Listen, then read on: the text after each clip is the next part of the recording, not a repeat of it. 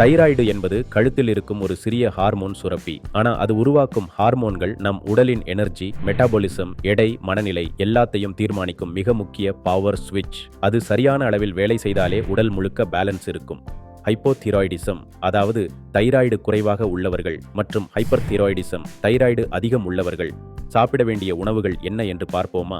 ஹைப்போதிராய்டிசம், அதாவது தைராய்டு குறைவாக உள்ளவர்கள் சாப்பிட வேண்டியவை: அயோடின் இருக்கும் உணவுகள், கடல் உணவு, அயோடைஸ் உப்பு, செலீனியம், முட்டை, மீன், பருப்பு, முந்திரி போன்றவை சாப்பிடலாம். ஜிங்க் இருக்கும் உணவுகள்: கொண்டை கடலை, பூசணி விதை சாப்பிடலாம்.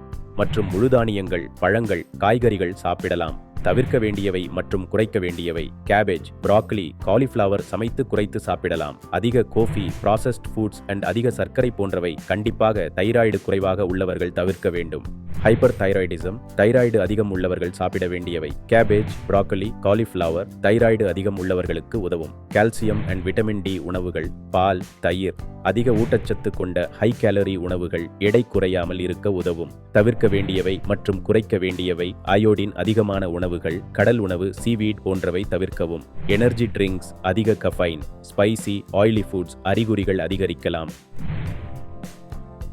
வாழ்வியல் 360 உடன் பயணியுங்கள், மகிழ்ச்சியாக இருங்கள்.